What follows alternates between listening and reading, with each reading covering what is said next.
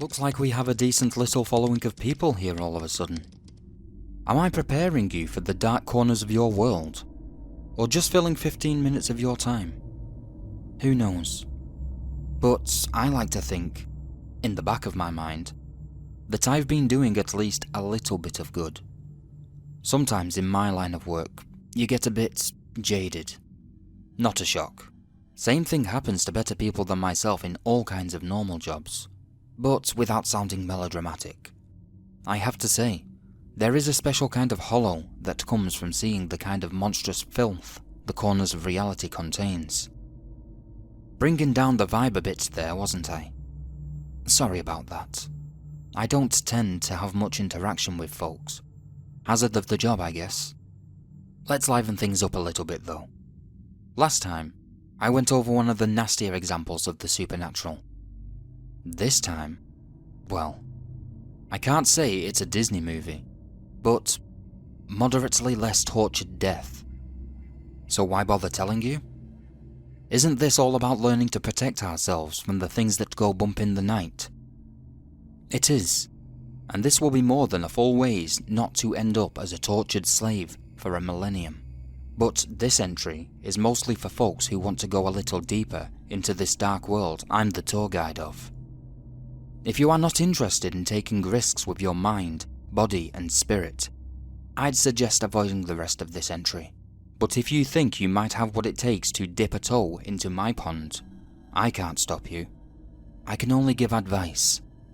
By now, I'm sure you've gathered that we are in no way talking about your grandfather's flea market. If you haven't, there is a long list of books to read before this. This is going to require a little preparation, a little risk, and a keen eye. But if you pull it off, you very well might get a leg up on any shambling horror that wants to take a bite out of you. First thing to do is find the flea market nearest to you. If there are multiple flea markets, pick the one with the least amount of business. Yes, this is down to the penny and does matter. If you are not sure, do not keep trying. Abort mission, move cities, and wait at least a year before trying again. One day, maybe I'll talk about the resellers, but they are a whole entry to themselves. Long story short, they prey on folks who screw the ritual up. Take your time and find the stall doing the least amount of business. Make sure your guess is right, as it's too late to turn back now. If you are unsure, better to sell your home for $2,000 to bribe someone to find out than to give up. Trust me, resellers suck.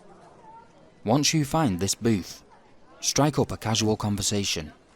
If the conversation starts being about the 1993 Chicago Bulls, say, I respect your opinion, but we will have to agree to disagree, and leave without breaking eye contact for as long as possible.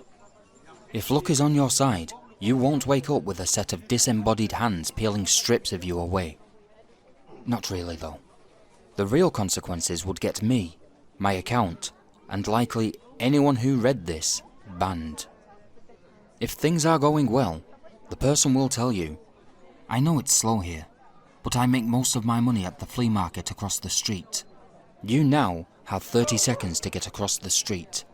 Better hope you scoped out the path beforehand, because there are no allowances given, and the consequences for failure have no words in English to describe them. If you are successful, when you open the door across the street, if there was nothing to be considered a door, this will happen when the street is first crossed. You will be in a large, strange building. The first thing you will notice is a thick pale of smoke in the air. If you have sensitive lungs, this may be a problem, but this smoke is the only thing keeping you and all other entities from suffocating. What? You thought everything breathed oxygen? The next thing you are going to notice are all the other entities. This is not like the Candyman's shop. They can see, smell, touch, and hear you. Be polite. Actually, be friendly. The thing is, the human standard of beauty is pretty universal. Things with entrails dragging, pus dripping skin, or any of the other weird shit you are going to see, know they are nasty. And they are a bit sensitive about it. If you can't legitimately get over this and talk to them, just smile and nod. But this isn't really recommended. You see, for as diverse as it is, the flea market is a pretty tight-knit community, and they expect this from new members. It's a tightrope. The more you talk, the better received you are. But 90% of these things have some kind of BS detector, so don't expect your acting skills to let you schmooze your way in. Entities will generally be curious and friendly, but keep your guard up. This is one of the safer places you could ritual your way into, but that does not make it safe. Killing you would be about on par with shoplifting. This is a good metric to judge how much shit you are in at any given time. The building is divided up into 4 areas: food, weapons, normal sundries, paranormal sundries. Food. If you can think of it, you can find it. And unlike the candy shop, your cash works just fine, though most of the merchants will be happy to trade other, more esoteric things for their culinary concoctions. I once traded a memory of being kicked in the balls for a happiness-flavoured popsicle. Personally, I think of it as a win-win. A common tradition is for humans to find a group of entities. Just like us, they sadly tend to group by type, and show trust by asking to eat some of their food. Do your research before trying this. Most entities you find here are decent enough, but you have to realise you are dealing with things that can take a shotgun blast to the face without issue, and not all of them have much experience with people. What they might think as a food-based prank, on par with loosening the top of a salt shaker, could leave you vomiting stomach lining and intestine. I find this is one of the best ways to gain information, and sometimes even a new contact or two. Remember, the types of entities here are pretty similar to the types of people at a regular flea market. Cast-offs, old folks, weirdos and slackers, usually more than happy to chat your ear off. Weapons. Don't get too excited. We are not talking cyber tanks and magic ballista. We are talking the paranormal equivalent of gas station knives and stun guns. This isn't to say you can't find a few neat things if you look hard enough, but don't expect something that's going to take down a dragon. And don't expect a dragon. Not real. But you can likely find something that will put a dent in most things ruining your night. This area is ran mostly by what we call the malignant, but you'd probably think of them more as demons. If you don't remember my talk about demons from before, go back and read it. It's actually a funny catch-22. As you can guess, the maligned are assholes, with a circumference so large that philosophers have spent thousands of years trying to figure it out. But weapons cause all kinds of harm. It's what they do. So the maligned actually love their jobs.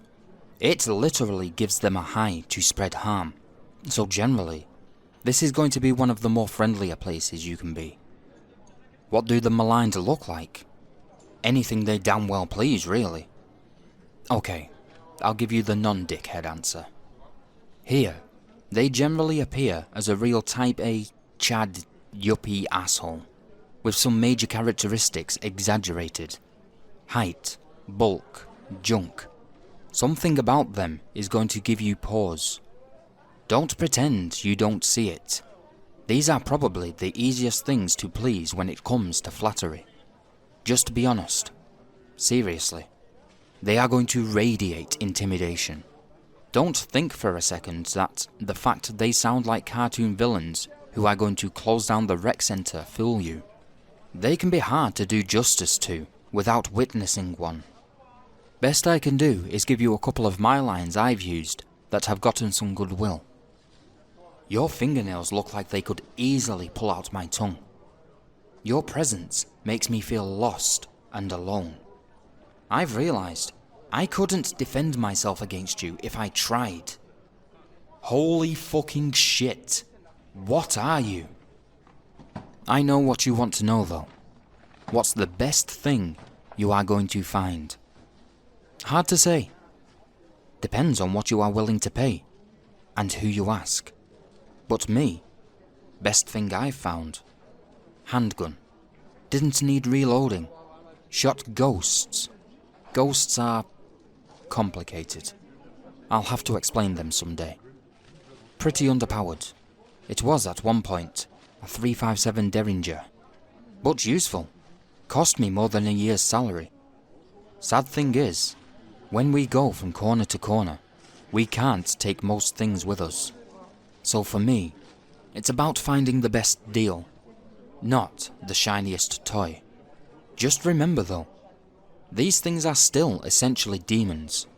One starts talking about hanging outside of work, politely decline. 3. Normal sundries. In contrast to weapons, this is going to be your most dangerous area of the flea market. The main reason for this is bargain hunters. What's that? Another spooky creature? No, actually. God, I don't even want to talk about them. I want you to wrap your brain around something. Really let this sink in. There are people who found out all the steps, took all these fucking risks, not because their family was killed and they wanted a weapon to take revenge, not because they were cursed from some pissed off entity and can only eat human eyes. No, some people are so completely, utterly, mind-bendingly dim that they did all this for a fucking bargain. You will pick these idiots out right away, looking around like a knob, with a confidence that is neither earned nor respected, and always, just always, with a big old handgun in full view, like a dick. I assume you understand my feelings on them. I don't want to say this, but help them. Get them out. When people get killed, it creates waves, and these idiots stumble around and make irresistible targets. But Sundries has just about every regular thing you could imagine, at prices that are often pennies on the dollar. The thing is, for a lot of entities, stealing is instant, easy, and consequence-free. For the effort of a blink, they get a $6,000 television. They sell it to you. Everyone is happy. Danger here is being mistaken for a bargain hunter. You need to be cool, but don't take any shit. Don't pay anything over 10% of the item's cost, and always try to bargain down. Paranormal sundries. Potion ingredients. Televisions that pick up programming from alternate dimensions. A juicer for souls. If it's found in an entity's house, and it is messed up, it's here. Not to say you can't find good stuff, but think of it like shopping in the international aisle of a grocery store. You know what you like. You know what you are willing to try. The only difference is, in one case, you'll have a 2-kilogram jar of pork floss you enjoyed for exactly 3 days, and in the other, you may die. Last thing to talk about the flea market is security. Should you be dim enough to try and steal, start a fight, or anything else that would get you kicked out of a regular establishment, you won't even have time to realize how much of an idiot you are. A long, many-jointed hand will come out of a security office door. It doesn't come directly for you. It loops around pipes and branches. Anything it can to make the trip more interesting, really. You will feel a tight grip around your ankle, and by the time you have registered this, you will be flying backwards at a speed luxury cars could only dream of. And all those twists, turns and loops it took getting there are going to bash, crush, constrict and tear you to bloody chunks long before you get to the security office. You'd be surprised how many people try though. You'll often experience a light misting of gore from a high above, accompanied by a panicked screaming and ungodly banging noises as you attempt to find whatever it is you are looking for. That's all for now, folks. Next time, I think I'm going to explain why you shouldn't go back to school. As always, Andrew McRae.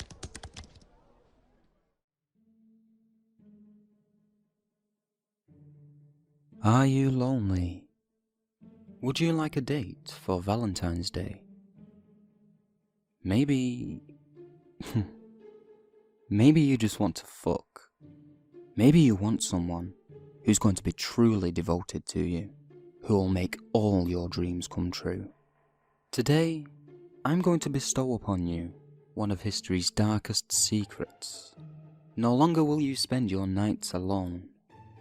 No longer will you have to find yourself a date, only to suffer the humiliation of rejection once again. Today, we are going to summon a succubus, or an incubus if you prefer. How, I hear you ask? Well, with this simple ritual, of course. For the ritual, you will need a candle, of any colour, just not a tea light, paper, a pen, and a needle. Find a place where you can be alone and undisturbed, and perform this ritual between the hours of 3 AM and 6 AM, preferably after sleeping. Make sure you are in a comfortable sitting position. Clear your mind and start to formulate what it is you desire in your mind. You will need to write a short letter to my mother, Lilith, and you should always address her with the highest amount of respect. Write your thoughts on the paper. This is not an essay, so no need to watch out for grammatical errors or spelling mistakes. Just be sure that what you ask for is what you truly desire. Write what you are thinking. The first few sentences will be normal, but try to let go and write what you really want from the heart. Do not think about it. Just write. Only when you feel that all your wishes have been expressed in full, then it's time to end the letter. Once again, addressing Lilith and thanking her for considering your request. End the letter with the following sentence. All these words are my heart's desire. I mean them truthfully and swear to them in name and blood. Sign the paper with your full birth name and then prick your finger with the needle. Let 1 drop of blood soak into the paper. After you have finished with your letter, lay it in front of the candle and begin to meditate. Take your time. Concentrate on everything you wrote. Focus your desire on the letter. Once you feel you are ready, then say the following. Lilith, please receive this offering. I give it truthfully and willingly. Burn the paper without folding it.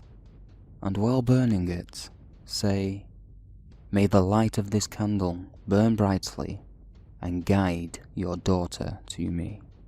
Alternatively, if you would like one of my brothers, then you will be requesting a son. Make sure to leave the candle burning for at least 30 minutes. Relax yourself and clear your mind. The effect can be, and mostly is, immediate. You will feel small gusts of cold air brush your cheeks, tingling on your skin that feels as if your hairs have been gently touched. Depending on how sincere you were, and your overall ability, you may feel a tightness in your chest. It is paramount that you let this happen without breaking your meditation. You will feel aroused, and your breathing will start to become faster. At some stage, your arousal will become so strong that you will lose concentration. If that is the case, then say the following: I thank you, daughter of Lilith, for coming to me. I welcome you into my life and into my dreams, and ask all other spirits, demons, and entities who have been attracted to my ritual to be gone and leave in peace.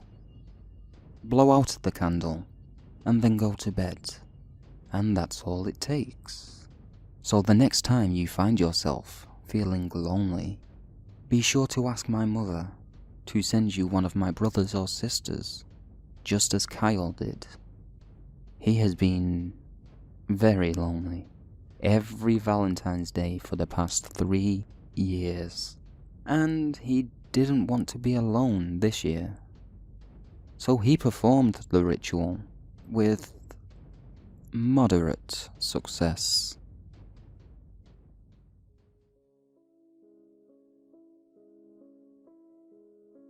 Who are you? I am Lilith, and these are my daughters. I am Shira. And I am Calamity. Don't let the name fool you. I'm a demon in bed. You summoned us, Kyle. I shouldn't be able to see you. But it was your true intent. You want to see who you're fucking, don't you, Kyle? Don't you want us to fuck you, Kyle? Well, yeah, but... So relax and let us make all your fantasies a reality. Come over to the bed.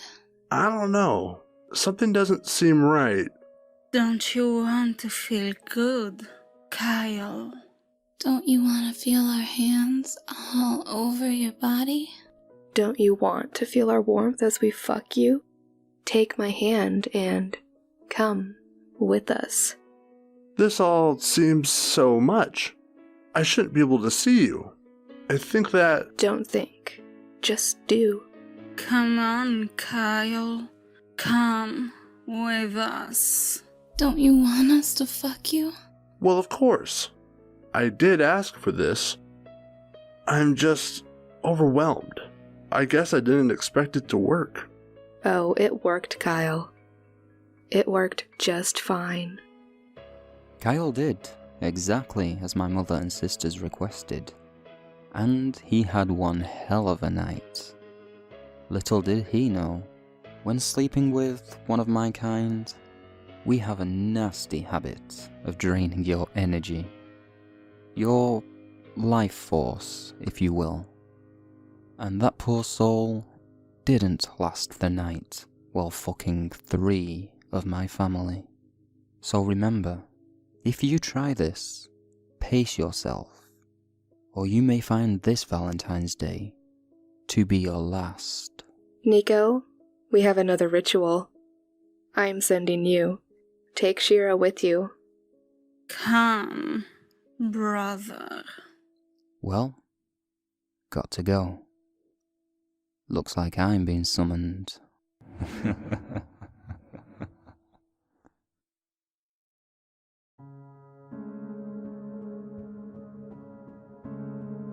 Have you ever heard of the Disney Mirror Ritual? Don't be fooled by its name, or its location at the happiest place on earth. It's a fairly dangerous ritual, with a high chance of getting caught. Granted, the payoff is fairly high. It is not known why, or how, this ritual came to be at Disney World. It is said that each of the Disney parks has its own unique ritual, with the same consequences for failure. But the one at Disney World seems to have the most known information. This is a mirror ritual. Mirror mythology is well invoked in Disney stories. Think Beauty and the Beast, Snow White, 1 Hour in Wonderland and such. I'm sure you might think such a ritual would take place at the Haunted Mansion or one of the spookier rides, but you'd be wrong. The main part of this ritual takes place at Cinderella's castle, roughly the epicenter of the Magic Kingdom. The night part of the ritual must take place between 2 and 4 AM. To complete this ritual, you will need 3 items. 1. A piece of chalk. 2. A knife that has had its handle broken off. In other words, simply the blade. The type of knife does not matter, but as you will need to sneak this in past security, you might want a smaller blade you can conceal in your shoe or other hiding place. 3. A broken shard of mirror, roughly the size of your palm. You might want to find a pre-broken shard, if you believe in the superstition of 7 years bad luck. The ritual begins during the daytime hours of the Magic Kingdom section of Disney World. During the day, you must hide the 3 items in separate areas of the park. The areas to choose from are Main Street USA, Liberty Square, Fantasyland, Adventureland, Frontierland, and Tomorrowland. Study the map of the park and decide what route would be easiest to travel undetected. Don't pick distances you can't manage. Keep in mind that the area around Cinderella's castle will be the most heavily patrolled by security. While there are security cameras in the park, don't worry about them. Something about this ritual makes them seem to malfunction. Before hiding the items, head to the tunnel going through Cinderella's castle. Be careful here. There are some Disney staff that are aware of the ritual and know to keep an eye out for those attempting it. Hide the chalk in your hand. Pick out a brick you are able to reach at face level, and when you are absolutely sure no one is watching you. Critical tip. You might want a friend to make a distraction, or ask any immediate staff questions to get their attention. Mark the corner of the brick with chalk. Say the words, "Mirror, mirror," then leave. This will tell the park you intend to play. You will use this brick during the ritual. Then find a hiding place for the items.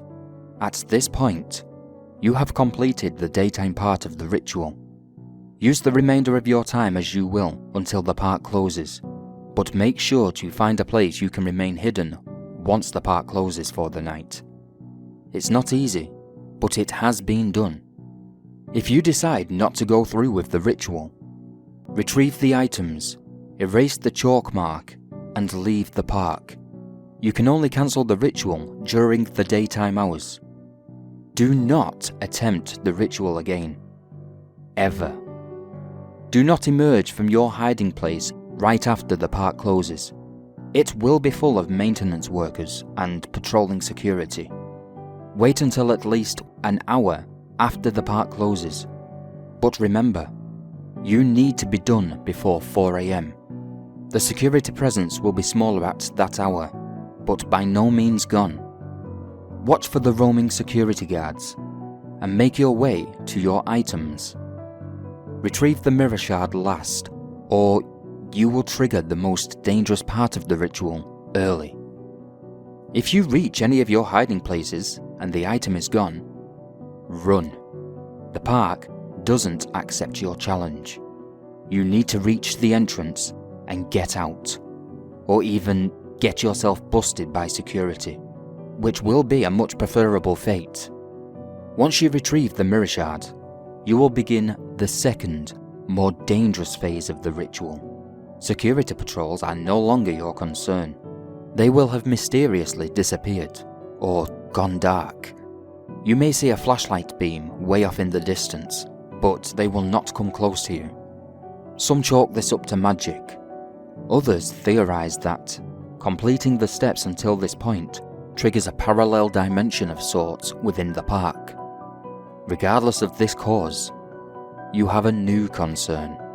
Make haste and head towards Cinderella's castle, but once again, try to stay out of sight. Use the mirror shard to look around corners and behind you, but keep the broken blade in your dominant hand. You are on the lookout for figures that have been dubbed the False. The False take the form of Disney mascots you might see during the daytime. Don't be fooled. The paid Disney mascots went home hours ago. It's not exactly hard to tell the difference. Suits worn by these figures will appear filthy, matted, and generally tattered. You will most likely find them lurking around corners, which is why you want to use the mirror first. If you see one of the faults in your mirror, take your blade lightly between your fingers. Drag it across the reflection on the mirror with the point. This will prompt the figure to move away. However, odds are you will have at least one encounter with the faults, face to face. They are capable of appearing at will if you are on a straight street or bridge with no turns. Should you see a false at any point, not as a mirror reflection, shut your eyes immediately and gently place the mirror shard at your feet, but keep hold of the blade. Remain still with your eyes shut and listen for footsteps and rattling breath. The false will be moving slowly towards you. It will stop at arm's length in front of you and reach. Your only chance for escape is to estimate when it is reaching for you. Then reach out and jab the figure itself with your blade. Do not miss. You won't get a second chance. Miss, and you fail the ritual. Consequences of failure are discussed later. If your aim is true, the false will hiss in pain and begin moving away. When the footsteps are no longer audible, you can open your eyes, retrieve your mirror, and continue on your path. Critical tip. Your blade will become weaker each time a face-to-face encounter occurs. If your blade breaks, you will be defenseless. The false will know. Keep face-to-face encounters at a minimum. Should you successfully arrive at Cinderella's castle, you will be safe. Find the brick you marked, take your mirror, and hold it to the brick. Trace a chalk outline around the shard. When you pull your hand away, the shard will remain on the surface. Step back and turn around 3 times clockwise. With each turn, say the words "mirror, mirror" for a total of 3 times. Upon completing the 3rd turn, you will face a wall, only to see that the surface area of the brick has become that of a mirror. Look into the mirror and you will see the faint outline of a clouded face. Here is where the goal of the ritual comes into play. Make sure you choose the question beforehand. The face will slowly say, past, present, future. To choose, nod your head after the mirror says the one you want. If you nod for past, the mirror will show you the answer to a question regarding the past.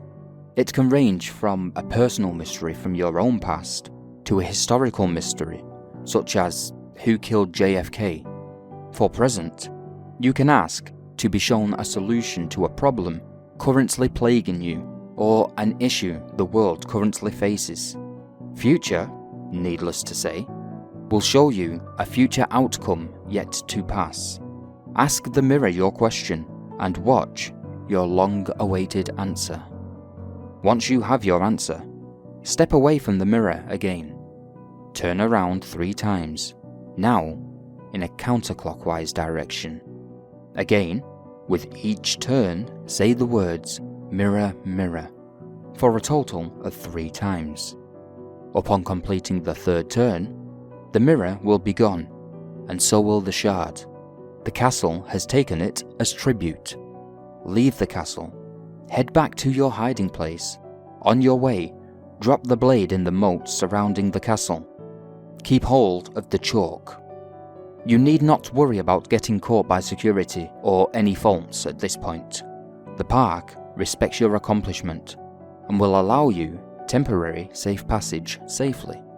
However, do not take this gesture as an excuse to linger or explore. This will be taken as arrogance or an insult, and your protection will be revoked. Simply head back to your initial hiding spot as quickly as you can. When you return to the hiding place, draw a circle of chalk around you.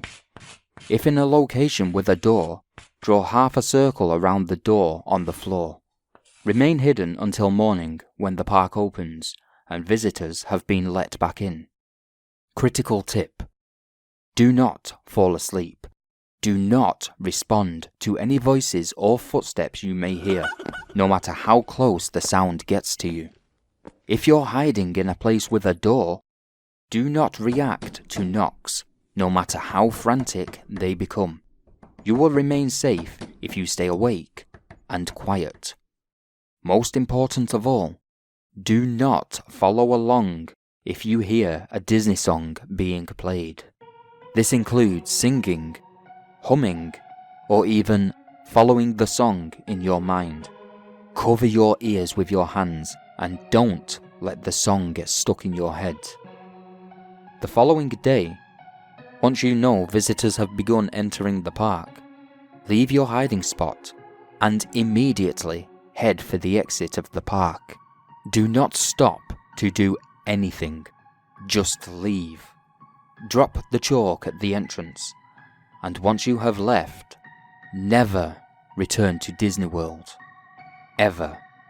The park knows you, and your welcome has been worn out. Now, the part that is yet to be discussed is what happens if you fail the ritual. Should you be caught by the faults during the item retrieval, linger too long outside your hiding place after completing the night ritual, or answer to any voices or knocks before morning. Should one of the faults place their hand on you, you will lose the ability to move freely. If you return to the park after successfully completing the ritual, you will encounter a fault that no one else will appear to see. In any case, they will slowly lead you to the entrance of the park. You can walk away then, but no matter where you go or what you do during the night, the next day you will find yourself at the entrance of the park once again. Only you will once again have no control over your actions. As if in a hypnotic trance, you will move towards your fate. Perhaps you will find yourself on a ride with non-functioning seat restraints, only to be thrown out onto the tracks. Walking on an above-ground monorail tracks with an oncoming train behind you. On a riverboat that flips into the water, not made for swimming. In the path of an oncoming parade float. Whatever fate the happiest place on earth has for you, rest assured, it won't involve a happily ever after.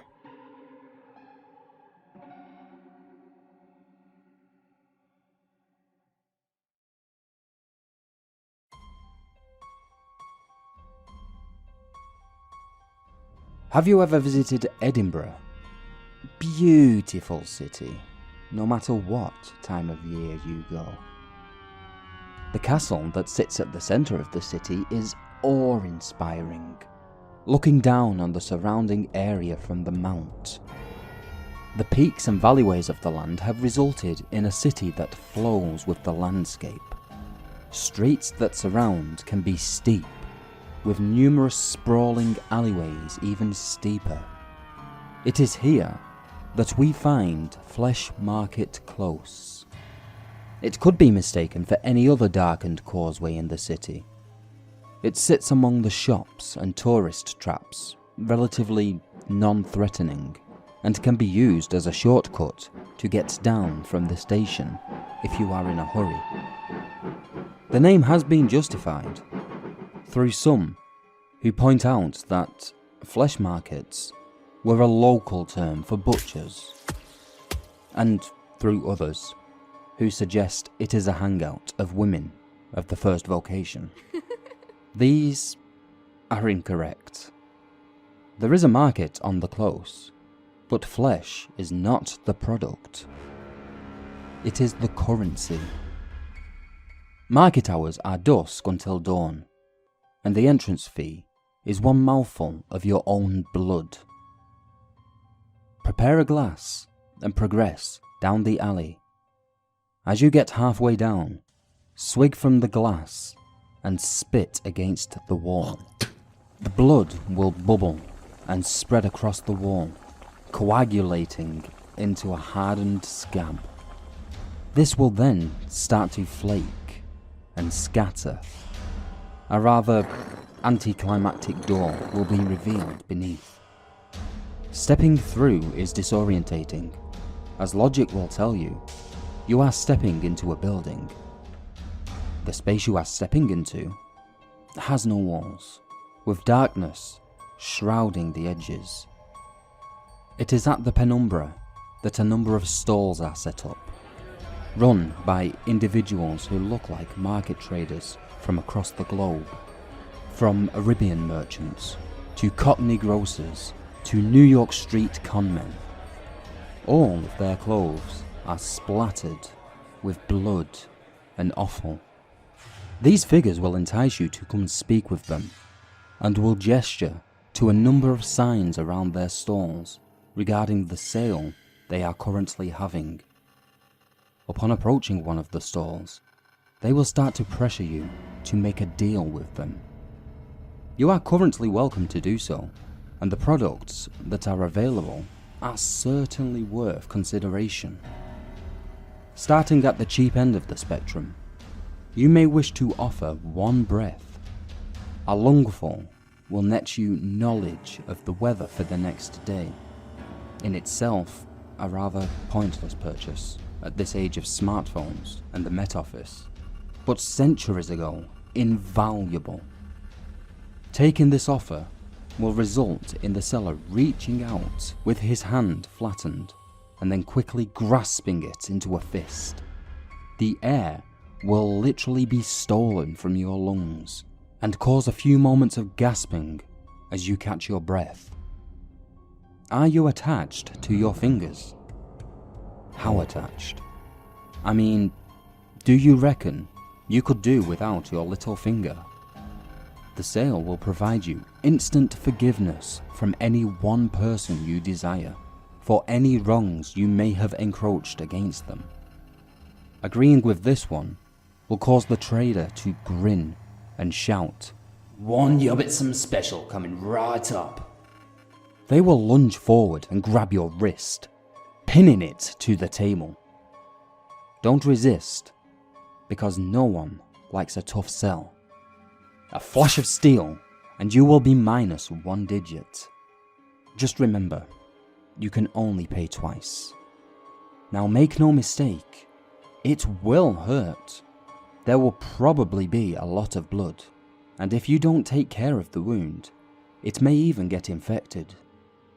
As the price goes up, you may want to consider taking precautions regarding what you trade.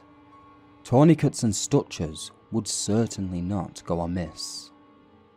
Now some of the trades will seem familiar, and may hark back to stories and legends that have existed for millennia. This is the influence the market has had on our culture, leaching in over the centuries. A pound of flesh will make it impossible for the next person you make a trade with to renege on the deal. Especially useful if you don't trust the company you keep. It has no use within the market, as other traders are trustworthy, and will honour a purchase to the letter and the spirit. Best leave this transaction until last. How about one of your eyes? Depth perception is overrated anyway. Offering up one of them will allow you to converse with avian friends. You will be able to call down the birds from the trees, and they will be able to answer any question you may have. It is advisable that you avoid ravens. They have their own agenda, and it is not in your best interests. The salesman will grab you around the throat and slowly prise his fingers into the sockets. A snap of the wrist, and your visual organ will rest in their palm. Another snap, and it will disappear. It is at this point you may want to consider stronger measures to ensure your survival of payment. In this strange little world of ours, the market is hardly the strangest. Artifacts and incantations exist that can allow the body to continue to function long past the point at which mortal coils would be shuffled from. One or two can be picked up here, but few are willing to live without their sexual organs. It seems eternity is that little bit colder without the ability to get your rocks off. I'm not going to go into details as to how they are taken. Suffice to say that it is unpleasant and messy. At this point, the price becomes a little more vital. What would you take for your stomach? In this deal, it would merit you the ability to understand the desires of anyone you talk to. Whilst you converse with them, your mind would be filled with the images of which they covet the most. This would provide a significant advantage to any budding salesman, and the deal has been taken up by several stallholders themselves. Some may argue that such a gift would be more poetically suited to the heart. That vascular muscle, however, is a part of an altogether different deal. By bartering with your heart, you can guarantee the happiness of any given individual for the rest of their life, however long that may be. The removal of these types of organs can be significantly painful, but the dealer will allow you a moment to prepare yourself before they produce a short, keen blade. One practiced swipe later, and they will be digging into your tissue. They have unerring accuracy and a level of cleanliness that rivals any surgeon. Now, it is acknowledged in some places that once this deal has been sealed, a buyer may have second thoughts and want to back out. This is not one of those places. Most of the contract is left unspoken, but you are expected to have done your research. The buyout clauses are a killer. Whilst most of the body can be put on the table, there are limitations. The fact of the matter is that the brain is the seat of sentience and cannot be fully placed in. I say fully. There was one individual who offered to lobotomize the part of the brain that holds memory as part of the deal. The problem is, he cannot remember what it is he received in return. I hear he suffered night terrors for the rest of his days. Now, at this point, I offer a warning. Up until now, I have detailed the price list of your own body parts. Whatever you do, do not attempt to purchase anything in the market with the organs of another. Every figure in the market will stop and stare at you, and the one you attempted to defraud will scream, "That is not yours to trade." Whatever it is you have tried to barter with, that body part will be taken from you as punishment. A very literal eye for an eye. Despite whatever theological perspectives you may hold, offering your own soul will entice the same result. There have been many theories postulated for this response, but the honest answer is, we just don't know. The market has been trading in blood and bone for as long as civilization has existed, though the entrance has moved from city to city. Many have visited and shook hands with the butchers, though not quite as many have got those hands back. A smart man would wonder how it is that these individuals are capable of honouring deals they broker. A smarter man would ask himself why his body parts are of such high value in this economy. Just understand that it is supply and demand, and as long as there are fools willing to supply, you shouldn't need to concern yourself with who is doing the demanding.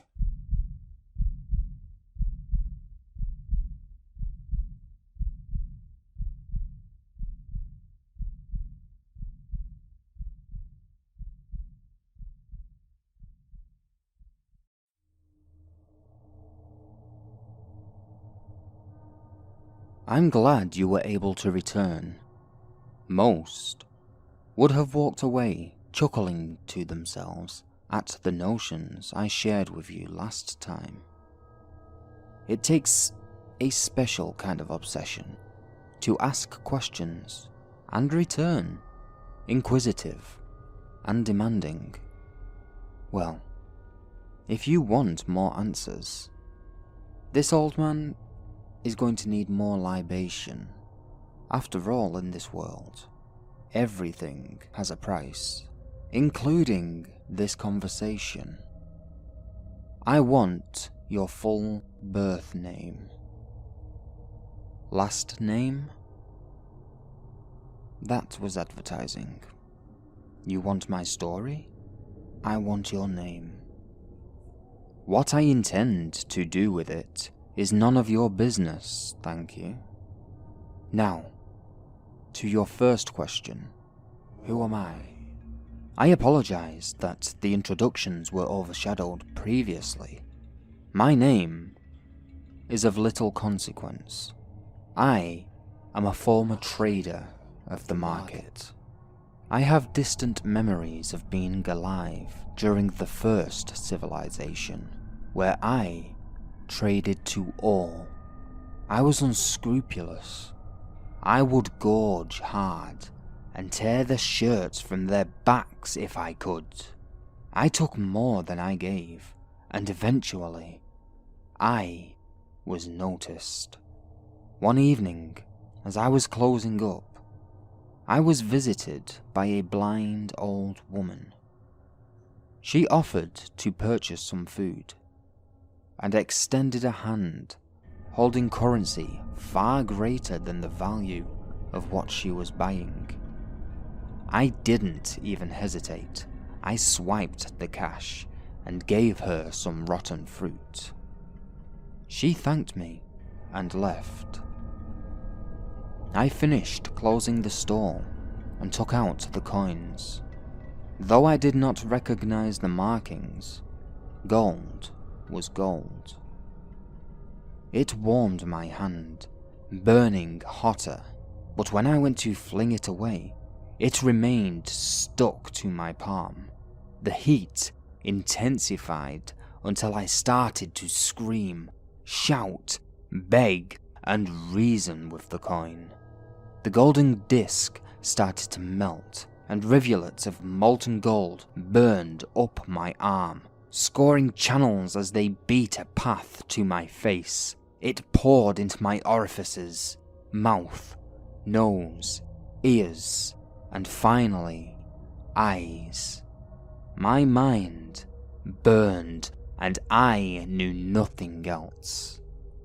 Time passed, though I couldn't tell you how long.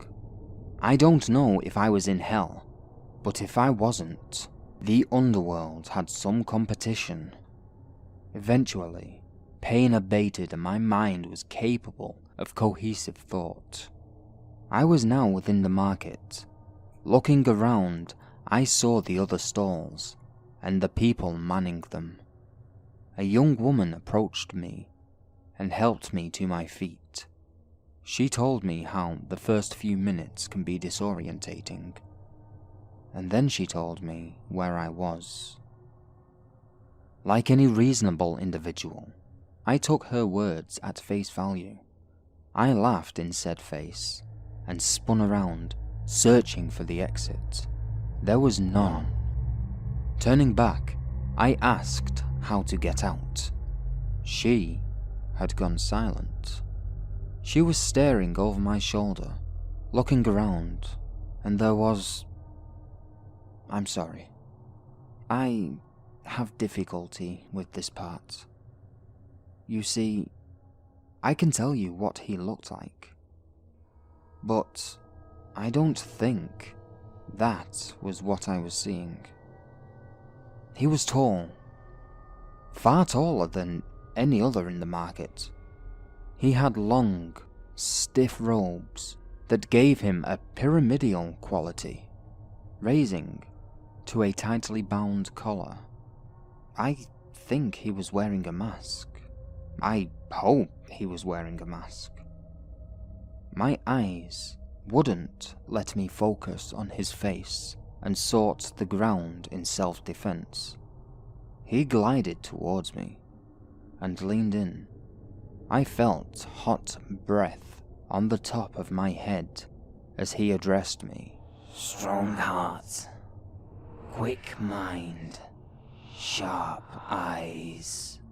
I could feel his gaze move across my body. Some stomach ulcers, early stages of arthritis, a broken leg at a young age. His voice was refined, educated, and filled with disdain. You will make a fine addition to the market. Now, get to work. You have a quota to keep. The entity turned and swept away, disappearing into the shadows. I panicked and spun back to the young woman demanding answers.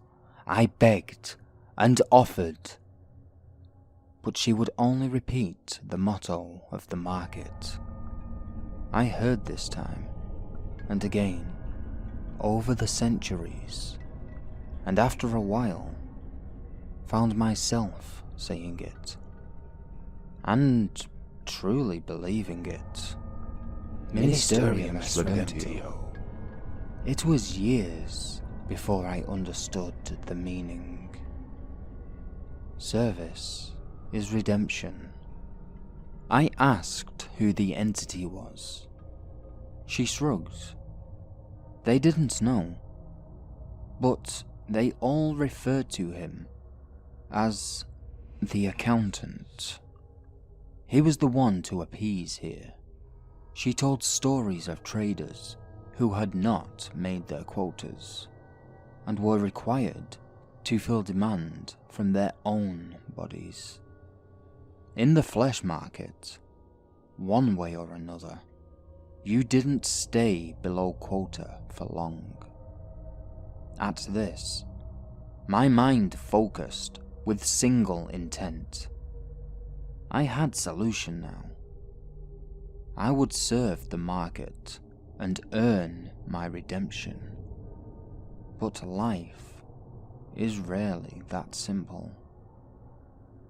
How did I leave?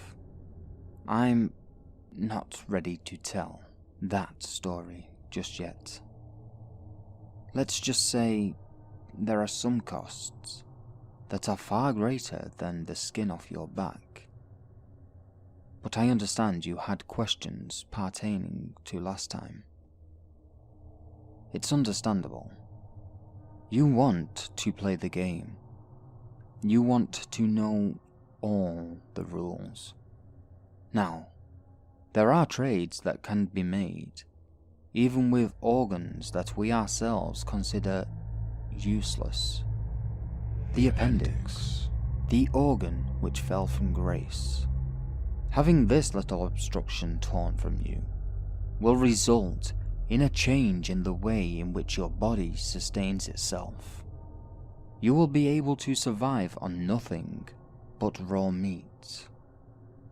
You will not require water, vegetables, nutrients of any kind. This may sound barbaric to us unevolved folk, but understand that society is transitional, and we can't always be assured where our next meal is coming from.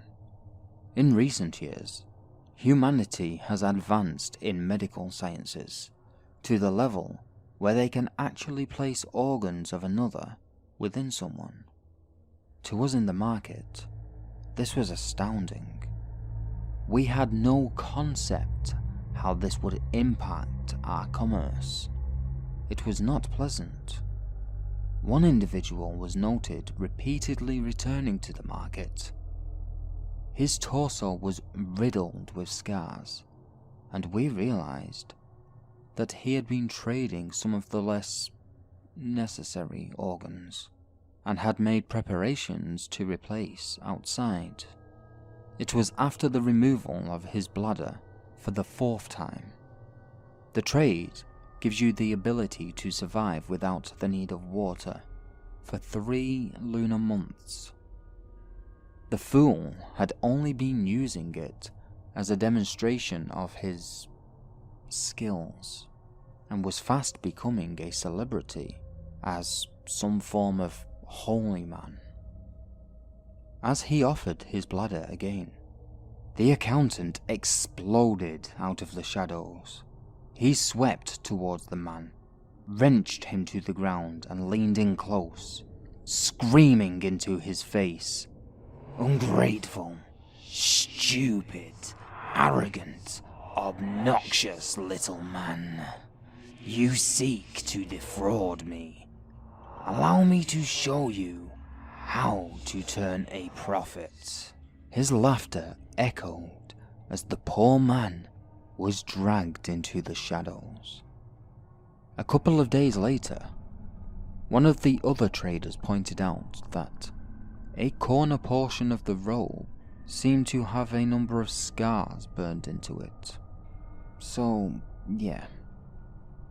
Don't do that. Threats of violence? You think you could rob the market, like some convenience store? Do you really think that you are the first to think of that? As long as we fall under his ownership, we are protected. Violence yields no wounds on us, but I assure you, that is not a two-way street. Intimidation is pointless, as he is far more so. What else? Some people sometimes get their trades confused. For instance, there has always been some issues between offering your ears and offering your hearing. Giving up your ears will result in the trader clamping their hands down on the sides of your head. You might want to tense up at this point, because I hear the next one stings a bit. The end result is a sense of balance that would make a mountain goat jealous. Not just physically, but mentally as well. You will be at peace with yourself, in full control at all times. Sacrificing your hearing, however, will give you knowledge over all current languages. This does beg the question, is it better to be heard than to listen? On this note, I feel we have to draw to a close. Time has been called, and I have other places to be. You okay there, friend? You seem a little confused. Having trouble remembering who you are. You wanted the story, so you had to pay the price. You gave me your name. It's mine now. Now, run along. You have others to be telling of the market.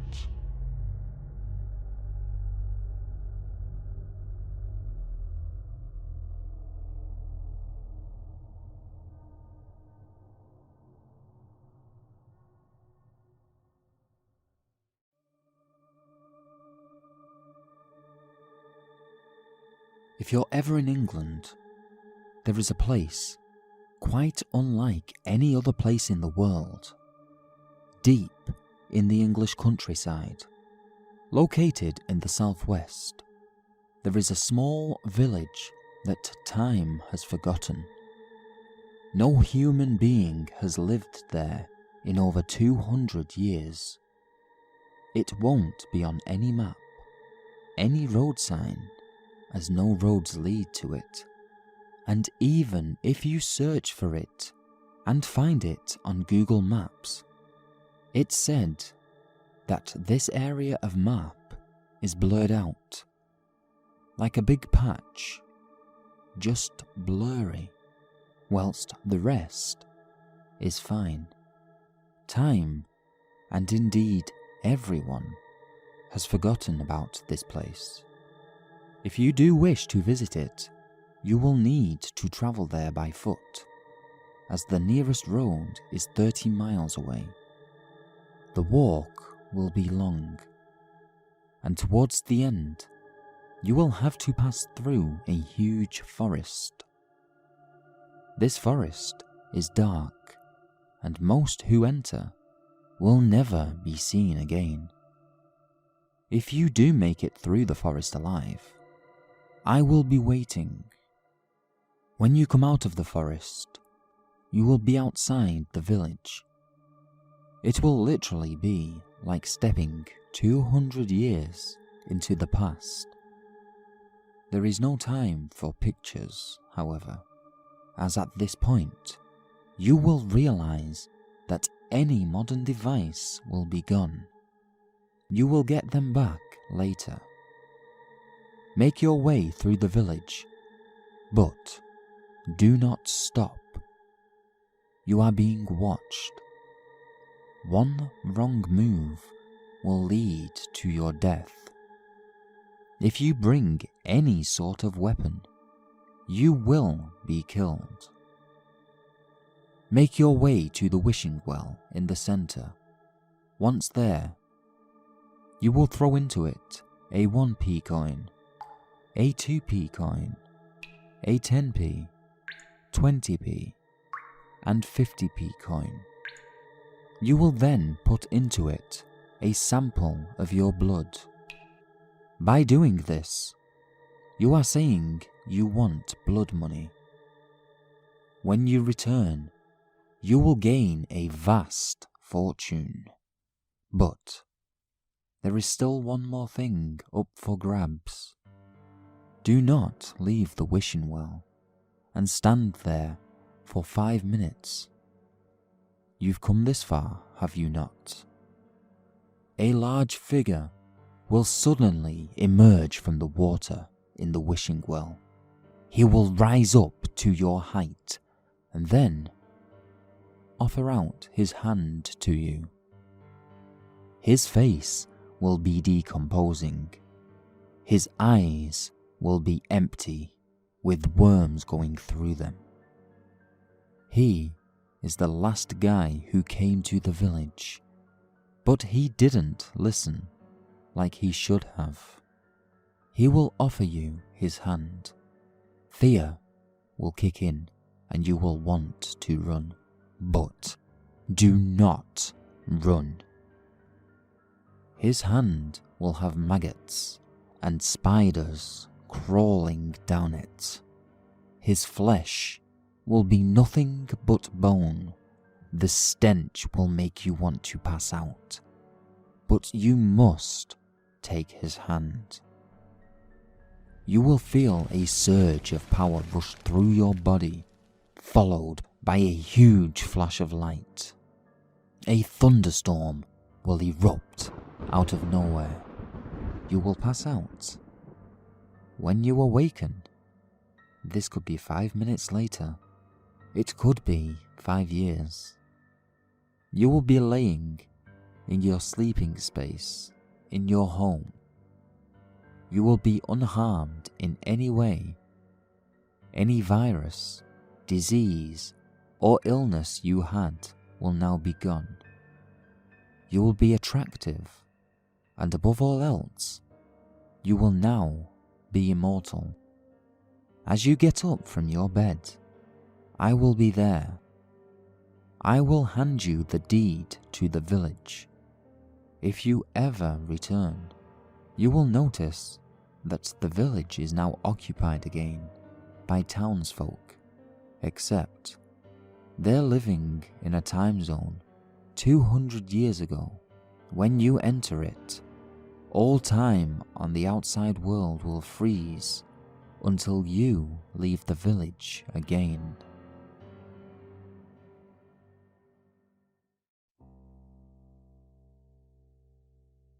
This ritual has been passed down through the centuries and originates from the British Isles during the Middle Ages, where it was viewed as devil worship by Puritans and a way to protect your home by those who knew that what was really standing in their fields was not the devil. If completed successfully, the ritual will ensure you 1 year of safety, physical, financial, and/or mental, depending on the events of the ritual. You will need a house in the countryside, preferably with a field of crops out back. Technically, all that's required is a large backyard. The larger, the better. But success has only come from houses in the countryside. A candle.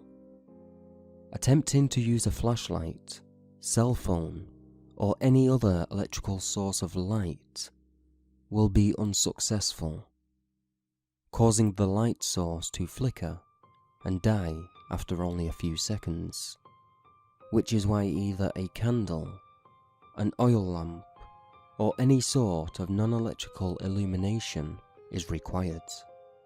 A crucifix. I'll explain why later. A watch or clock to carry around with you. Again, cell phones will not work during the ritual. To begin the ritual, make sure it is late enough for no one around to be outside, and make sure the sun has set. The being the ritual is based around will not appear if anyone other than the summoner is around to detect its presence.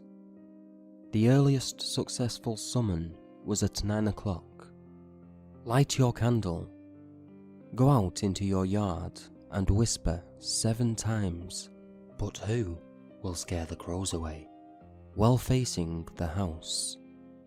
On the 7th whisper, you should hear from behind you, "That's not your biggest problem." Walk back to the house without looking back. As soon as you reach the house, get inside and close the door. Now, the ritual begins. Everything in your house that can open has. Take your crucifix into a room with only one door. Close the door and leave it there. That will be your safe room in case the ritual goes wrong. Make sure all the doors, cupboards, cabinets, and whatever else that can open is closed in there. If he gets into your safe room, you are doomed. Your goal is to close everything that is open before your watch reaches midnight. This sounds easy in description, but think about it. Every bag, every door, every window, every container in your house has just opened. The challenge isn't closing them all, it's remembering them all. As you make your way through your darkened house, you will notice that, out of the corner of your eye, you will be able to see a man, dressed in simple farmer's clothes. His skin is ash grey. Don't look at him. And whatever you do, don't look directly into his eyes. But don't be afraid of him. This is not the man in the fields. He is merely a herald, a referee of sorts, to make sure that you're closing every container. He will be following you, but will not get in your way. Make sure not to look out into your backyard. If you do, you will notice that there is a scarecrow that wasn't there. Its head is a cow's skull, and its limbs are impossibly long versions of a human being's arms and legs. While the skin on its arms and legs is pale, they are not skeletal. The only thing that is missing is a head. If you fail the ritual, or do not reach your safe room in time, he will take yours. The reason I was telling you not to look out into the backyard is that you will notice this scarecrow. He will also notice you. He will then begin to get off his post. This is the man in the fields. If you don't look at the backyard, don't see the post and the scarecrow, you will have until midnight to complete the ritual. If you are 100% sure that everything in your house that can open has closed, make your way to your bed and go to sleep.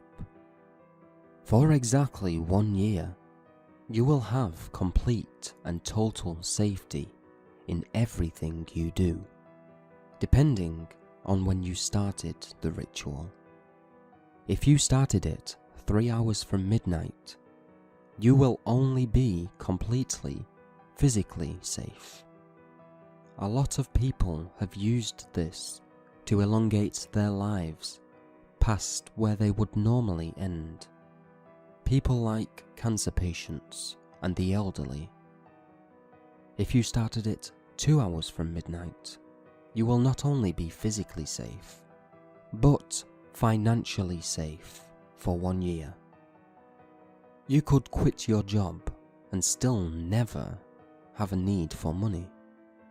Either you win the lottery, or people just feel compelled to give you things for free. However, you will need to set up a plan for the end of the year, as your safety will wear off, and you will lose the money you have won. Make sure to either set up a business or make some smart investments.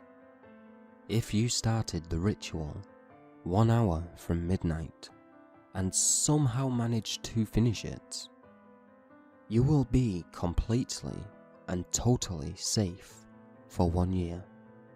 None of your actions will ever have any negative consequences.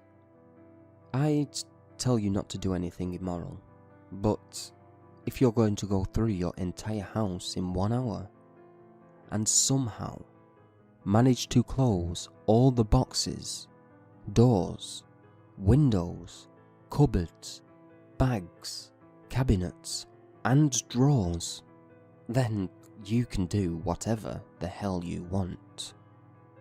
If you did look out at the backyard, if you saw the man in the fields, you will not get any of this, not even if you finished the ritual. If you looked out at the backyard, the man in the fields will get down off his scarecrow post. He will look at you. He will begin sprinting. You have a minute, at most, to get to your safe room.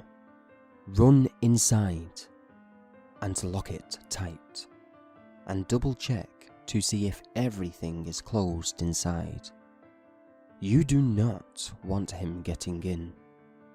You will have to endure him scratching and clawing at the door, shrieking threats and promises of mercy if you open the door. Whatever he says or does, do not open the door. There is no circumstance in which you should leave your safe room to confront the man in the fields. Good luck and stay safe.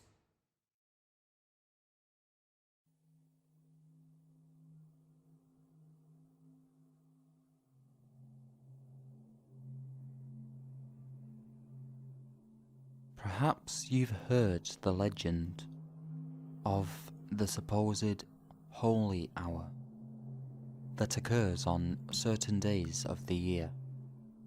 Christmas, Easter, Good Friday, November the 1st, and the 1st of both February and August, between 7 and 8 AM. Not including daylight savings time, mind you, because it is a human invention and supernatural entities do not observe it. When you were a kid, this was the hour in which you probably opened Christmas presents and started tearing apart your Easter basket after dragging your parents out of bed. And much to your parents' chagrin, refused to eat anything but leftover Halloween candy from the day before for breakfast. However, more likely you had never gone into a darkened room in preparation for this ritual. However, perhaps you've heard others speak of it. Go into a room with a mirror, preferably one without windows, between the hours of 7 and 8 AM, and on any of the dates listed above. You do not have to perform this ritual alone. If you have any friends, you may in fact want them to come in and help you perform specific tasks outlined that are difficult to do in the dark. Important, the only light in this ritual must come from either a candle or a lighter, some tiny flickering flame. Save for this light, you must be in total darkness. Otherwise, there is a strong possibility that you won't see anything, hence the suggestion that you perform this in a room without windows. However, it all depends on your own sensitivity to the paranormal.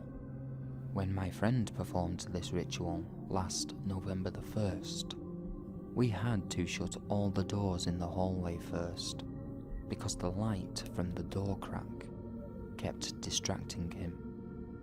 Make sure that you perform this ritual in comfortable clothing. You want to avoid any unnecessary discomfort. Once inside this room, close the door and light your candle or lighter. This or these flames must remain lit until the end of the ritual. Although I know people who have chickened out and blown the flames out, which instantly ends it, and generally leaves them wallowing in their own cowardice for days on end afterwards. You may have your friends hold or light the candles or lighter if desired, as long as the flame is reflected in the mirror. Now begin chanting some Christian prayer. Any will do, even the sinner's prayer on the back of those chick tracts. As long as it mentions God, Jesus, or the Holy Ghost at least once as you stare into the mirror. It must be the same prayer, and again, the number of times you need to chant this prayer varies depending on your own sensitivity to the paranormal. But generally, 20 times is more than enough. My friend chose Our Father, and he needed to chant it 15 or 16 times. When you have chanted for long enough, one of your flames will begin to flare and then change colour. Ours turned red, but I've heard of flames turning blue, white, and even green and lavender before. A few seconds later, an image will appear in the mirror of the Archangel Michael. He looks a lot like the usual image of Christian angels, only he has this really nasty burn mark on the left side of his face. Also, he has really deep set eyes. Bow to Michael. Again, it is important that you make sure you don't accidentally put out your flames, unless you wish to end the ritual. After you bow to him, Michael will ask you if you are entirely certain that you want to perform this ritual. I can't describe the voice, but it's not the sort of voice you'd expect an archangel to have. It's kind of scratchy and overall not very pleasant to listen to. And he has a faint accent of indeterminable origin. After you answer yes, Michael will explain the conditions of the ritual. He will ask you 7 questions, and if you answer at least 4 of them right, he will either allow you a conversation with a deceased loved one, or give a living one immortality. However, if you answer 3 or fewer of them correctly, he will slit your throat, and you will die right there and then. I'll admit that I actually do not remember any of the 7 riddles from when my friend did this, but I remember that they were rather arcane, i.e., not the type of riddles you will find in a riddle book, and he seemed to be fully aware of this. Also, if I remember correctly, each one consisted of 7 words. My friend never did well at riddles, so you can imagine that he didn't get any right, which seemed to amuse the hell out of Michael, as by the end of the ritual, he had this big, terrifying, Joker-like smile on his face. After you are finished answering the riddles, you only get 1 try at each, but he lets you think. Michael gives you the score. Again, if you answer 3 or fewer right, he smites you. Well, he smites you. He says something in the angel language. Enochian, I believe it's called. And you are left writhing on the floor in agony. My friend was screaming his head off when the ritual was over, and he started speaking in tongues. It was horrible, and I'm currently in therapy for this. Really fucking horrifying. But I digress. Anyway, The candles all went out, and the lighter he had me hold died at the exact same time. I left the room feeling dizzy and passed out on my bed in my own vomit. Strange thing is, I woke up 8 hours later and went into the bathroom I performed the ritual in and found no trace of my dead friend there. Strange. I live alone, and all my doors and windows were locked. There was no sign of anyone having broken into my apartment. The landlady was on vacation, and no matter how hard I looked in the bathroom, I could not find a single trace of my friend's blood anywhere. A few days later, I got a call from his roommate, asking about my friend. According to his roommate, my friend disappeared on Halloween night and hadn't been seen at all since. He had called all around, asking my friend's parents, siblings, aunt, uncle, people like the guy at the convenience store where my friend bought his cigarettes, and even his old teachers from grade school, if they knew anything about his whereabouts, only to get a resounding no.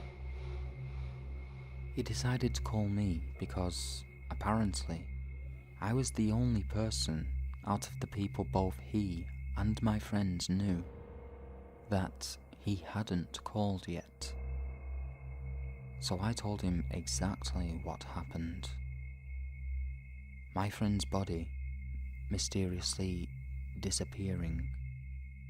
He didn't believe me and reported me to the police, but when the police came to investigate, they did not find any trace of my friend either. Not even his DNA. It's almost like he never came to my house, and instead chose to fall off the face of the earth and leave his friends behind. On a side note, I've heard that someone, in fact, by some miracle, did get all of the riddles right, and they wished for the immortality of whoever. However, the next day, their loved one was not alive. They, much like my friend, were mysteriously spirited away. Only this time, on the wall of their room was a message in some mysterious language, written in blood. Perhaps only God and the Archangel Michael know what has become of the two of them.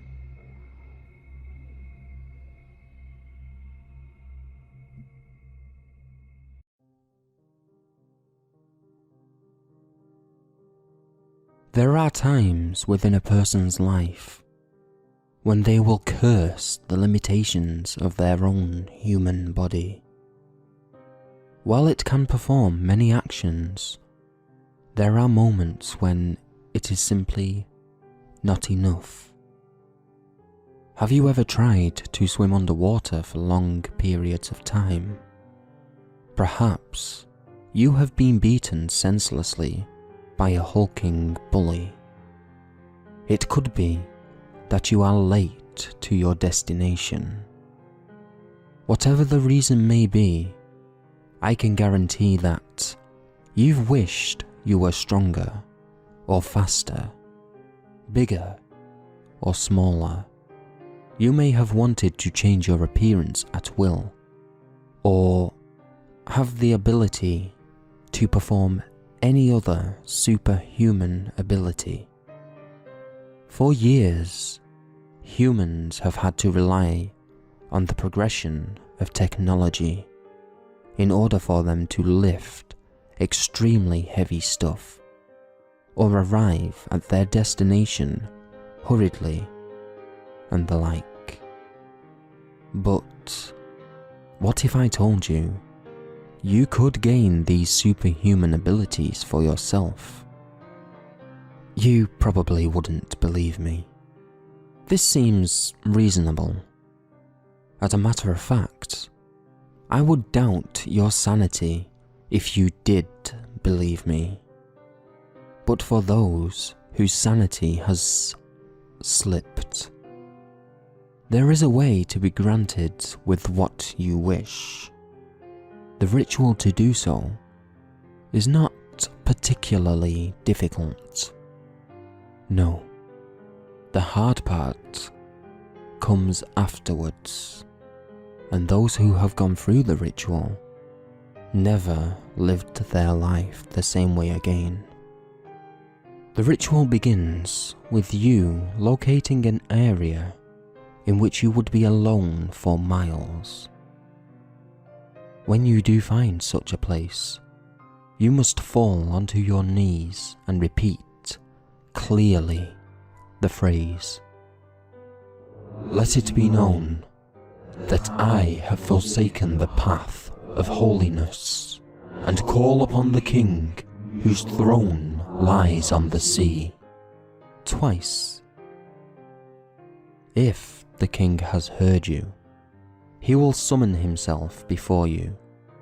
He will command you to stand and will then ask for your wish. You can then ask for whatever human augmentation you would like, but you can only pick one. Additionally, make sure you speak very clearly. The King will then inform you of the cost, the removal of a small fragment of your humanity every time the superhuman ability is used. He will then extend his hand. This is an extremely crucial point in the ritual. The extension of the hand is his offering of a handshake.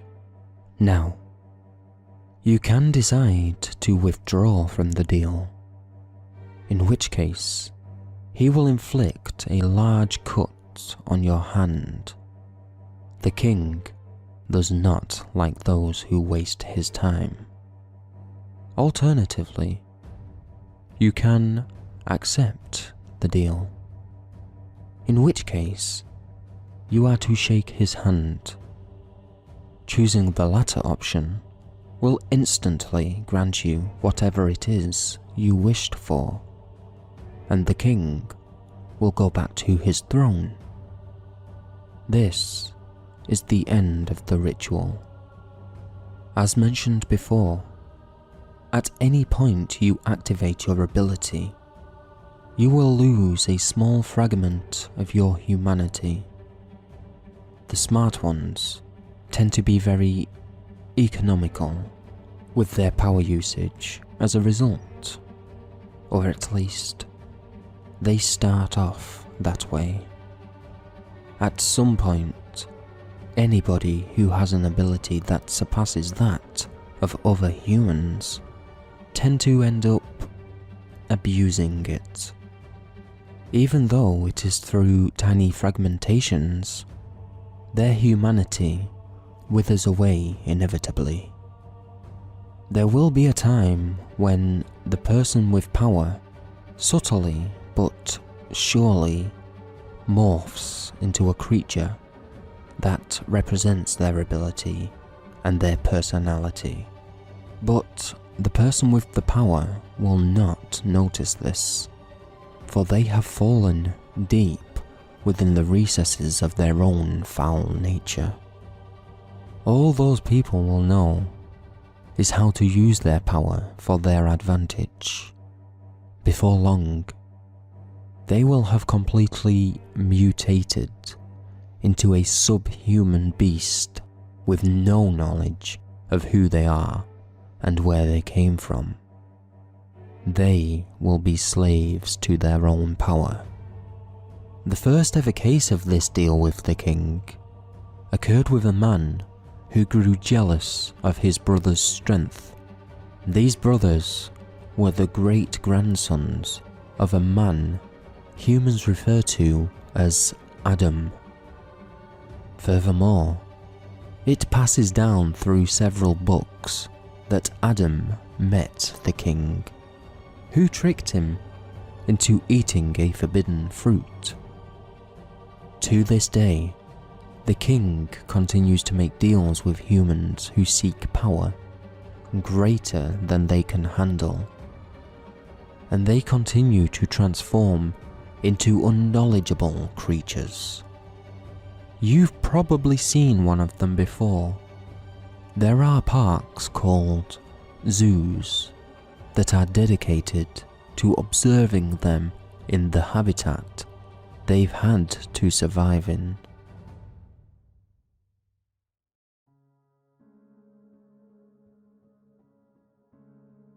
What if I told you that within reach lies the promise of endless wealth, decades worth of life experience gained in mere moments, or the ability to peer into the future? Each of these coveted treasures can be obtained through a mysterious and unearthly journey, one that traverses the cryptic dimensions of the Sisters of the Vale.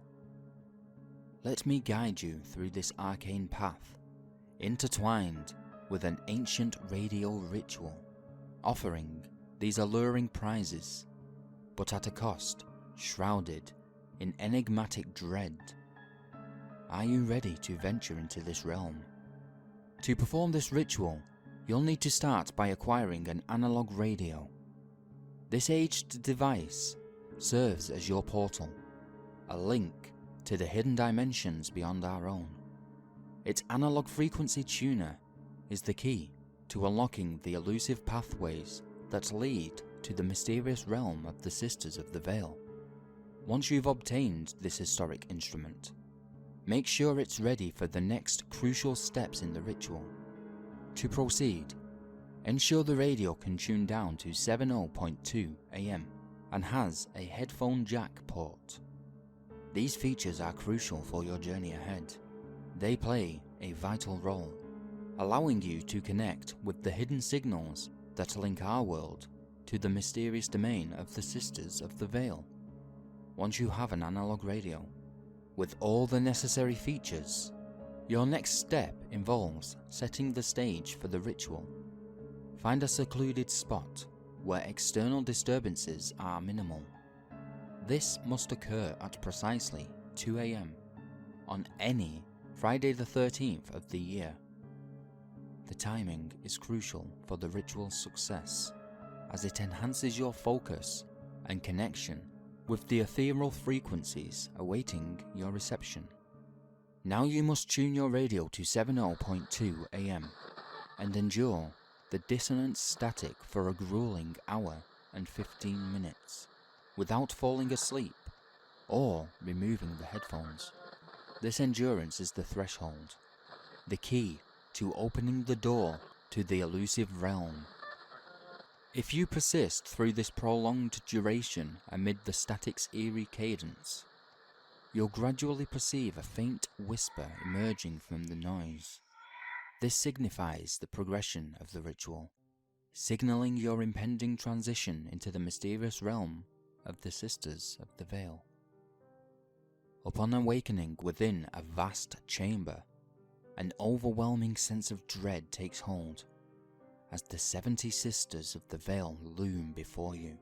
These spectral entities exude an unmistakable malevolence, their very presence dripping with an aura of ominous intent.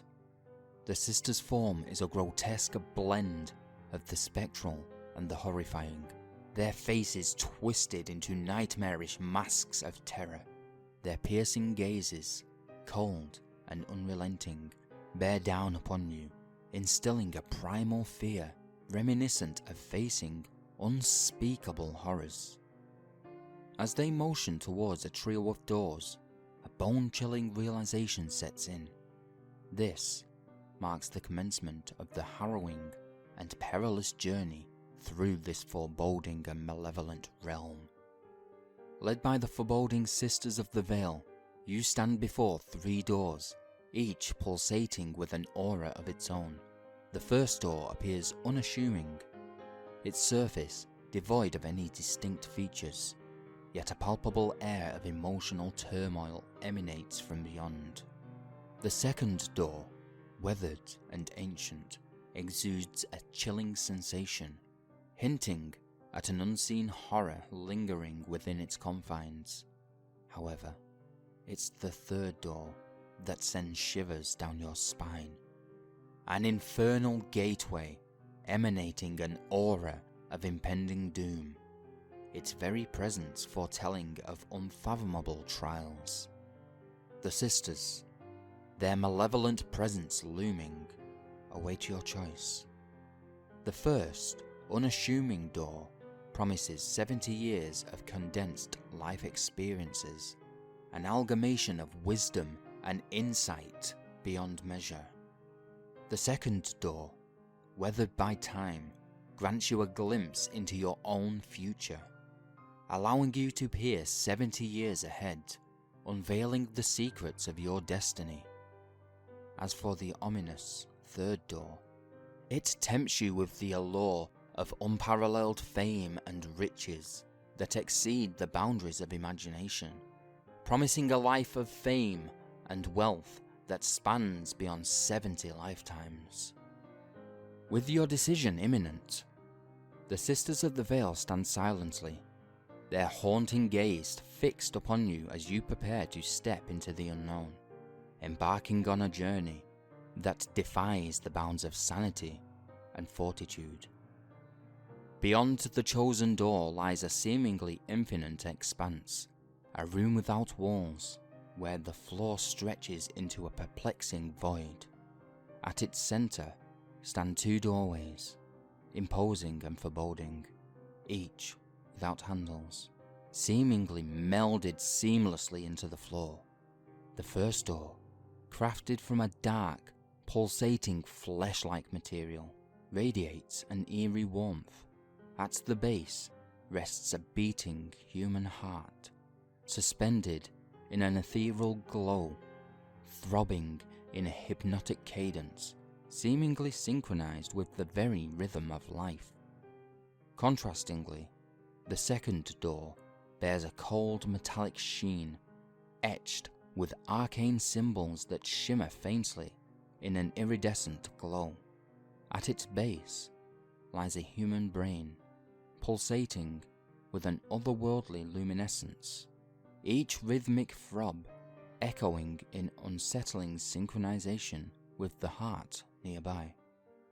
These doors pose a harrowing choice, transcending the ordinary, a choice between the emotional and vital essence represented by the heart, promising devastating emotional ruin, or the cerebral essence, embodied by the brain, threatening to drive you beyond the brink of sanity.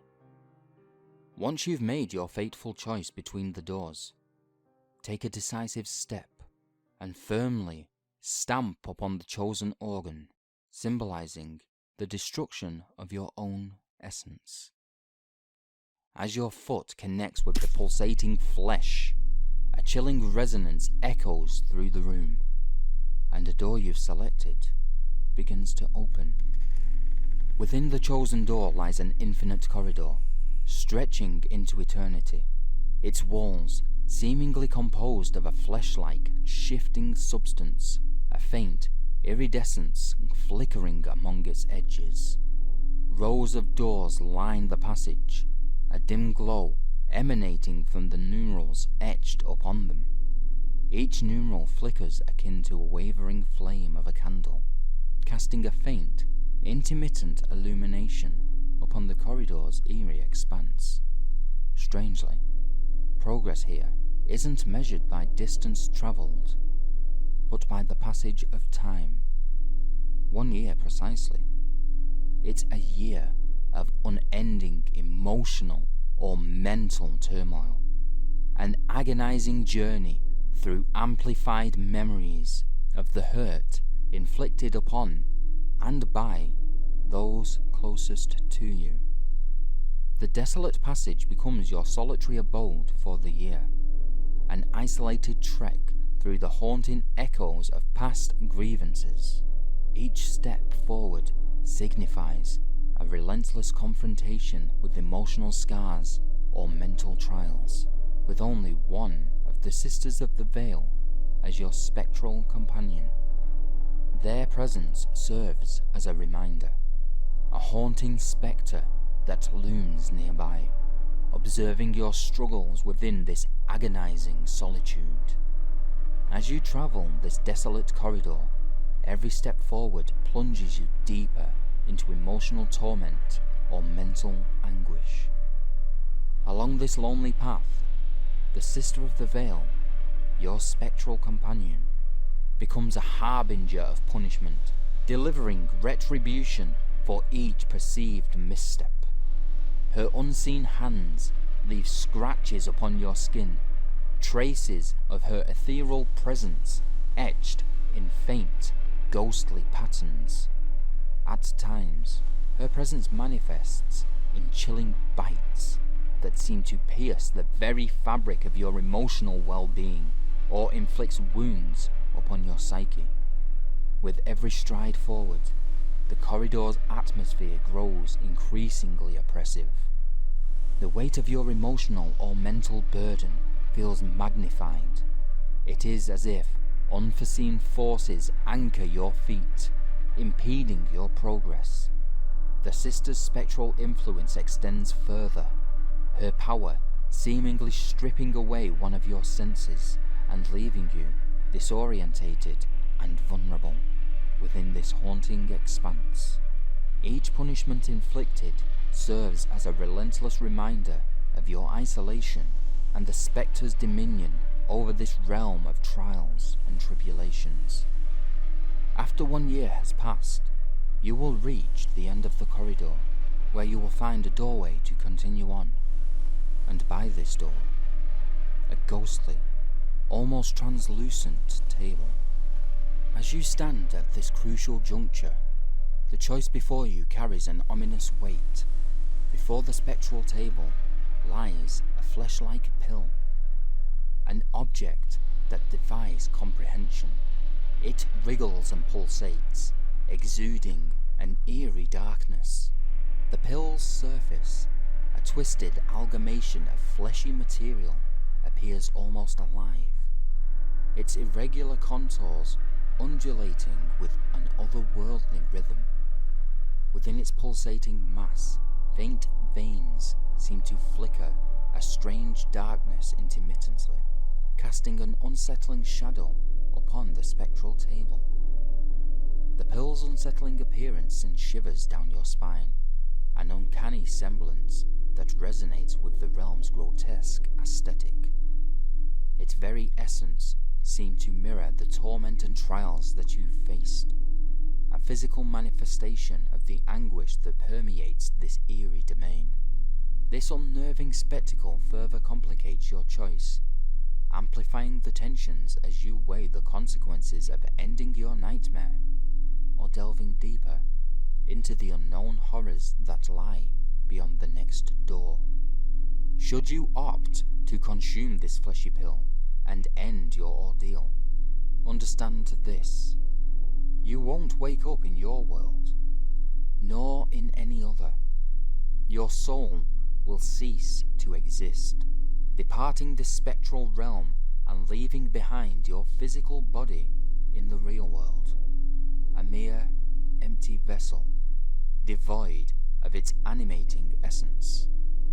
If you choose to continue, the path beyond the next door unfolds into another corridor, stretching endlessly before you. For another year, you navigate this desolate expanse, accompanied by a different Sister of the Vale than the last. The emotional or mental turmoil intensifies, inflicting upon you a torment of amplified anguish, surpassing the trials of your previous ordeal. Each step forward feels heavier than the last, burdened by the weight of accumulated trials the sister's spectral presence looms, her demeanour reflecting an even more sinister and malevolent essence than her predecessor. Her influence seems to magnify the depths of your emotional scars or mental tribulations, rendering this leg of the journey even more harrowing and unforgiving than the last. With the passage of time, the corridor stretches endlessly, marking another year of trials within this spectral domain. The sister's form becomes an ever-present tormentor, a haunting silhouette that embodies malevolence and unearthly terror. Her influence, more pervasive than before, seems to twist and distort the very fabric of your emotions and thoughts, plunging you deeper into an abyss of amplified suffering and despair. In this relentless odyssey, the physical pain inflicted upon you by this sister surpasses that of the previous trial.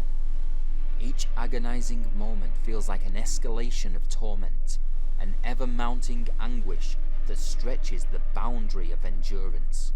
The sister's relentless presence adds a layer of excruciating physical torment to the already unbearable emotional and mental tribulations, pushing you to the brink of your physical and spiritual resilience within this torturous realm. And should you make it to the end of this corridor, in a year's time, another daunting prospect awaits. At the corridor's conclusion, you'll be faced with yet another spectral table. Upon it rests another flesh-like pill, eerily reminiscent of the one encountered before, and a new door, an invitation to confront further unknown horrors. The time-worn cycle of torment seems to persist, offering the option of either consuming the horrifying-looking pill, ending this ongoing nightmare, or venturing through the ominous threshold of a new door, delving into uncharted depths of emotional and mental tribulations that lie beyond. This relentless cycle of torment, spanning across 70 agonizing years, seems to amplify with each passing corridor.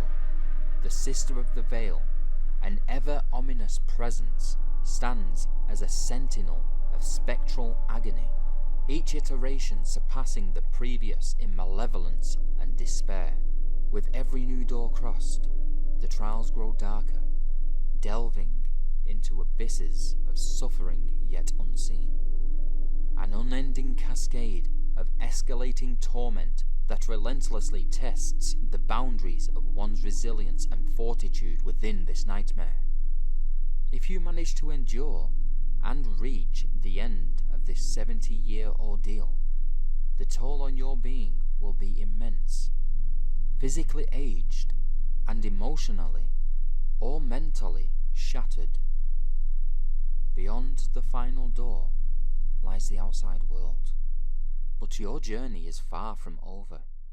You're tasked with dragging your weathered and battered body across the desolate expanses of Raven's Rock.